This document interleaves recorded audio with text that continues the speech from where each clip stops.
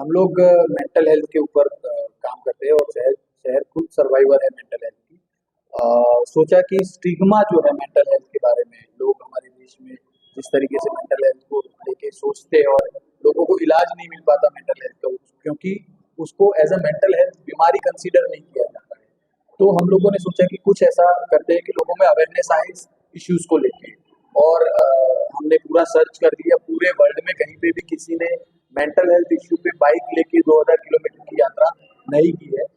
हम लोग दिल्ली से 20 तारीख को निकले थे, पंजाब, हरियाणा, हिमाचल का कुछ पार्ट, और फिर यहाँ पे कश्मीर में पहुंचे हैं।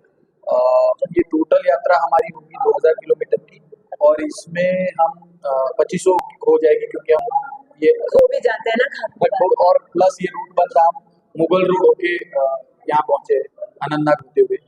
तो अब तक हमने तकरीबन 6 से 7 प्रोग्राम 20 से निकले हैं, और अब तक हमने 7 जगह प्रोग्राम किया है, जहाँ का रिस्पांस बहुत अच्छा था। लोगों में ये क्यूरियोसिटी थी कि मेंटल हेल्थ के ऊपर कोई बात करने के लिए आया है, और ज़्यादातर कॉलेज स्टूडेंट्स थे। और शहर ने अपनी जर्नी बताई, हम लोग कैसे मेंटल हेल्थ को हेल्प करते हैं इस इश्यू को लड़ने के लिए। उसके ऊपर हम लोग जहाँ जाते हैं वहाँ बात करते हैं। और क्योंकि ये रूट बंद था, हमें घूम के आना पड़ा। और जो मेंटल हेल्थ के ऊपर जागरूकता फैलानी है, उसके लिए जो घटनाएं हुई है कश्मीर में, उसको हम स्ट्रांगली बहुत कंडेम करते हैं। प्लस बहुत सारा ऐसा माहौल बन गया, उसके बावजूद भी हमें लगता है कि इस इशू के ऊपर काम करना जरूरी है। जो ऑलरेडी पहले से तय प्रोग्राम थे, वो प्रोग्राम हमारे कंटिन्यू है, तो हम वो प्रोग्राम कर रहे हैं। कुछ कैंसिल भी हुए हैं प्रोग्राम्स इस बार, जम्मू में जैसे बंद था, तो जम्मू में 2 कॉलेजेस में प्रोग्राम नहीं हो पाया। और रास्ता लंबा हो गया हमारा काफी। वर्ल्ड कुछ शहर Yeah, so my journey started when I was a little baby, and I was a very violent child. I had a lot of problems in growing up, and I used to scream, shout, throw things around. And teenage तक आते आते मेरे issues बहुत ज़्यादा बढ़ गए थे, और तब समझ आ गया कि अब कुछ करना पड़ेगा, बिकॉज ये बेटर नहीं हो रहा है। पहले मम्मी पापा को लगा शायद अडॉप्टेड चाइल्ड है तो उस वजह से इश्यूज है, बट कहीं ना कहीं मेंटल हेल्थ खुद में इशू था। अडॉप्शन एक अलग इशू था मेरी लाइफ में, जो कहीं ना कहीं मिलकर भी प्रॉब्लमैटिक हो गया, बिकॉज अडॉप्टेड चाइल्ड जो होते हैं वो बहुत सेंसिटिव होते हैं। और मेरे केस में मेरे रियल पेरेंट्स ने मुझे 9 महीने साथ रखा था, और उसके बाद मुझे दिया था अडॉप्शन एजेंसी को दिल्ली में पालना। And 2 September 1995 I was adopted, and sorry 96 I was adopted. And उसके बाद मम्मी पापा को लगा शायद बच्चे को अटेंशन नहीं मिल पा रहा है, तो उस वजह से शायद प्रॉब्लम्स हैं बच्चे में। बट प्रॉब्लम्स बढ़ती ही गई और कम नहीं हुई। और इश्यूज मेरे parents, like my father is a scientist from Delhi IIT, my mom is a very well known social activist, and उसके बावजूद मेरे पेरेंट्स में ये मेंटल हेल्थ की अवेयरनेस नहीं थी। ये उनको एक अडॉप्शन एजेंसी ने वाइल अडॉप्टिंग अ चाइल्ड नहीं बताया कि ऐसा कोई इश्यूज, ट्रॉमेटाइज आ सकता है बच्चे में, ट्रॉमा आ सकता है बच्चे में, अबैंडनमेंट जो हुआ मेरे माँ बाप से, असली बायोलॉजिकल पेरेंट्स से, उसकी वजह से इश्यूज आ सकते हैं, या कुछ भी और रीजन बायोलॉजिकल पेरेंट्स में रहा हो मेंटल हेल्थ इशू इसलिए मेरे में आया हो। तो ये बातों के बारे में बात ही नहीं होती। मेरा adoption was celebrated, my parents told me, मुझसे कभी कुछ छुपाया नहीं उन्होंने। मेरे मेंटल हेल्थ के इश्यूज को लेके वो काफी हद तक ओपन रहे, उन्होंने एक अच्छा सपोर्ट सिस्टम क्रिएट किया, जिसकी वजह से हमें बहुत मदद हुई। और मैं मानती हूँ कि मैं मानती हूँ कि मेंटल हेल्थ में जितना भी हो सके उतना खुलकर बात करना और सही लोगों को सही चीजें बताना अपने इश्यूज के बारे में बहुत जरूरी होता है। उसी वजह से आज मेरे साथ एक इतना बड़ा सपोर्ट सिस्टम है, जो इतने सालों में हमेशा मेरा ख्याल रखने के लिए था। नो क्वेश्चन आस्क्ड, मम्मी का कॉल अगर रात को 2 बजे है तो कोई पूछने नहीं वाला, शबनम जी क्या हुआ, बताया गया था उन लोगों को कि कोई भी इमरजेंसी हो सकती है शहर के साथ, तो आपको अवेलेबल होना चाहिए।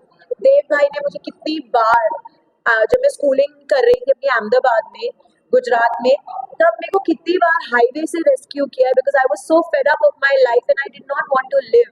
सो ये इश्यूज मेरे अंदर रहे, बट बिकॉज एक अच्छे से काउंसलिंग करी मैंने, एक अच्छे से मैंने साइकेट्रिक ट्रीटमेंट लिया, 12-13 साल मैंने मेडिकेशन ली है रिलीजियसली, और ऑब्वियसली सपोर्ट सिस्टम तो था ही, बट मेरे अंदर एक विल पावर थी कि मैं ये लड़ाई लड़ूंगी।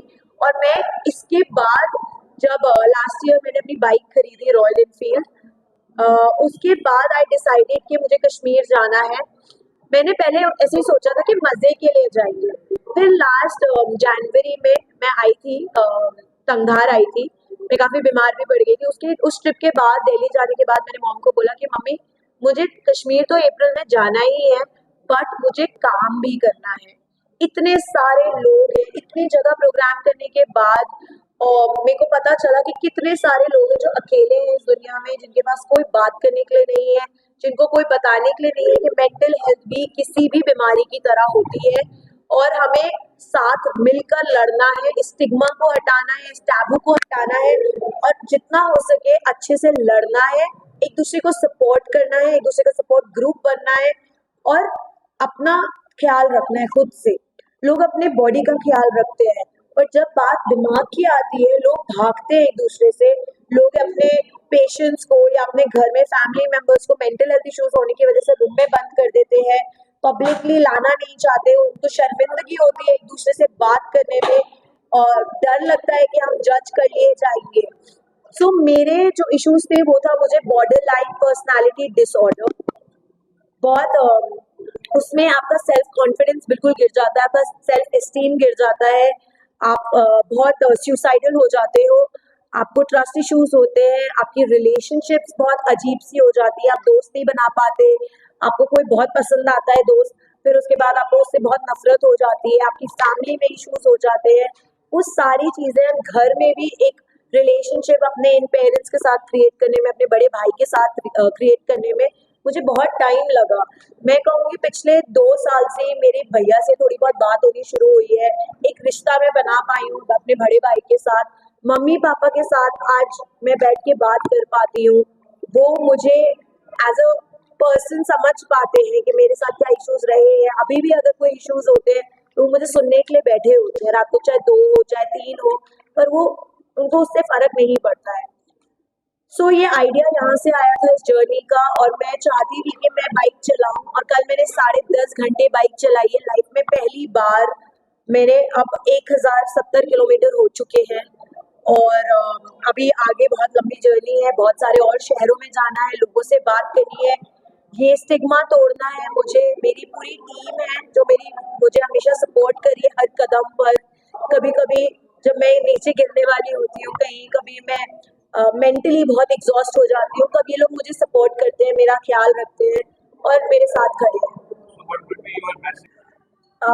मेरी जर्नी में 2.5 साल मैंने अपने आप को रूम में लॉक रखा था। रूम में लॉक इन द सेंस, मुझे कोई अंदर आना नहीं पसंद था, मैं अंधेरे में रहती थी और लड़ती थी अपने आप से, अपने चीजों से। मेरे से उठा नहीं जाता था, मैं बिस्तर से नहीं उठ पाती थी, मैं बात नहीं कर पाती थी, मुझे डर लगता था लोगों से, बाहर की दुनिया से डर लगता था। और 1 साल तो मैंने अपनी लाइफ ऐसे चलाई, और 1 साल बाद मैंने अपने आप को दवाइयाँ ले लेकर थोड़ा सा इतना काबिल किया कि मैं पेंटिंग करना शुरू करूँ। मैंने बहुत पेंटिंग्स करी। जब मेरा मूड अच्छा होता था मैं ब्लैक एंड व्हाइट, सॉरी, जब मेरा मूड अच्छा होता था तो मैं कलर्स के साथ पेंट करती थी, जब मेरा मूड बुरा होता था मैं ब्लैक एंड व्हाइट पेंटिंग्स करती थी। सुसाइड के बारे में मैं ये बोलना चाहूंगी, एक ही लाइफ है, एक ही लाइफ है, और अपने आप का ख्याल आपको खुद ही रखना है। अगर वो एक लाइफ भी आप जाया कर दोगे तो फिर आप कहाँ जाओगे। अभी छोटी छोटी चीजों को लेकर लोग सुसाइड करने की सोचते हैं, मैंने भी सोचा, बट मैं आज इस काबिल बनी हूँ कि मैं अपने पैरों पे खड़ी हूँ, यहाँ कश्मीर में बैठी हूँ, बाइक खुद चला कर आई हूँ। मैंने अपने लिए बेटर सोचा, तो अपने आगे के बारे में सोचो, जो पीछे हो चुका वो अपनी लाइफ से हटाने की कोशिश करो, क्योंकि उसको कोई नहीं बदल सकता, चाह कर ना चाह कर कोई उसको बदल नहीं सकता। सो इट्स बेटर कि आप अपने आप को मोटिवेटेड रखो, ढंग के लोगों से बात करो। अगर आपको लग रहा है कि आपको मेंटल हेल्थ इश्यूज है तो आप सही तरीके की मदद लो, काउंसलिंग करो, साइकियाट्रिक ट्रीटमेंट लो, दवाइयाँ लो, और गिव अप करना कभी भी ऑप्शन नहीं होता है। क्योंकि जब आप मुसीबत में होते हैं और इस तरीके की मेंटल हेल्थ इश्यूज होते हैं, तब आपको अगर आसपास पता चलता है कि आपके आसपास किसी को इस तरीके से इश्यूज है, उसके सिर्फ कंधे पे हाथ रख के उसको हिम्मत देते हैं तो भी वो उसको फर्स्ट एड मिल जाता है। तो बहुत ज़रूरी है आपस में एक दूसरे को सहारा बनना। ऐसे केसेस को अगर घटाना भी है तो परिवारों के लिए भी बहुत ज़रूरी है कि अगर किसी को ऐसी दिक्कत है तो उसका प्रॉपर ट्रीटमेंट हो। हमारे साथ होता क्या है हमारे समाज में कि किसी को अगर मेंटल हेल्थ इशू है तो कोई बाबा के पास चला जाता है, because of lack of awareness बाबा के पास चला जाता है, फिर कोई कहीं और तांत्रिक के पास चला जाता है, पर उसको प्रॉपर ट्रीटमेंट नहीं मिलती है, काउंसलिंग नहीं मिलती है। अगर ऐसा किसी को ख्याल आ रहा है सुसाइड करने का और इस तरीके की परेशानियां हो रही है तो फैमिली को, दोस्तों को, टीचर्स को, यंग लोगों को जो कॉलेज में पढ़ते हैं उनको, टीचर्स को सपोर्ट करके उनको इस कदम, ये ऐसा गलत कदम ना उठाए, वो समझाने की जरूरत है, हिम्मत देने की जरूरत हिम्मत देने की जरूरत है। और जज बिल्कुल भी अच्छी बात नहीं होती, उनको पागल बोलना बिल्कुल अच्छी बात नहीं होती। और मेंटल हेल्थ को ये जो गाली बनाकर रखा है लोगों ने, जिनको शर्मिंदगी होती है अपने फीलिंग्स अपने बारे में शेयर करना, वो बहुत गलत है। मैं आज उठ के बाहर आ पाई हूँ बिकॉज एक अच्छा सपोर्ट सिस्टम था। मेरे मेंटल हेल्थ इश्यूज का जो हमारा सबका और डॉक्टर्स का मानना रहा है वो ये रहा है कि हो सकता है मेरे बायोलॉजिकल पेरेंट्स को रहा हो। ऐसे किसी भी इशू को मैं तो ब्लेम नहीं करती, बट हाँ, इस लड़ाई को लड़ने के लिए जो इतना टाइम लग गया वो इस वजह से थी बिकॉज अवेयरनेस नहीं थी दुनिया में मेंटल हेल्थ को लेकर, और एक स्टिग्मा है जो आज भी है। उसकी वजह से बहुत दिक्कतें हुई इस लड़ाई को लड़ने में, बट अब वो लड़ाई हमने लड़ी है। और 100% मेंटल हेल्थ कभी भी ठीक नहीं होता, 1% हमेशा रहता है। आज मैं कहूंगी मैं 99% ठीक हूँ, बट किसी के भी कुछ भी बोलने से या करने से वो 99% जो मैंने ठीक किया है वो फिर से खराब हो सकता है। कहते हैं कि मेडिटेशन अच्छा होता है, एक्सरसाइज करना अच्छा होता है। मैंने एक्सरसाइज करने की कोशिश की थी, बट मैंने कभी मेडिटेशन नहीं किया, तो मैं इस बारे में कोई जवाब नहीं देना चाहूंगी। आई थिंक एक मेंटल हेल्थ पेशेंट सर्वाइवर होने के वजह से मैं आज आकर लोगों में, मीडिया में ये बाइक लेकर निकली हूँ। एक सेल्फ लोगों को मदद होगी कि अगर ये लड़की कर सकती है तो हम क्यों नहीं। वो मैसेज अगर लोगों तक जितना हो सके पहुंचे, और ये स्टिग्मा अगर हम मेंटल हेल्थ का हटा ले तो एक दूसरे की मदद हम वैसे ही कर लेंगे। एक दूसरे को जो बुरा भला सोचते हैं, एक दूसरे के लिए हम जजमेंट्स पास करते हैं, वो सब बंद हो जाएगा। और ये स्टिग्मा हटना जरूरी है क्योंकि बहुत बड़ा स्टिग्मा है और उसकी वजह से लोग छुपते हैं, छुपाते हैं, उनको शर्मिंदगी होती है। आज मैं इस सब को करके बाहर आई हूँ और मैं अपने आप पे बहुत प्राउड हूँ। मेरी फैमिली मुझ पे प्राउड है कि मैं लड़ी हूँ इस चीज से, जो हम सबके लिए काफी बड़ी चीज है। और ये दूसरे लोगों को भी कहीं ना कहीं मौका देता है कि एक बाहर निकल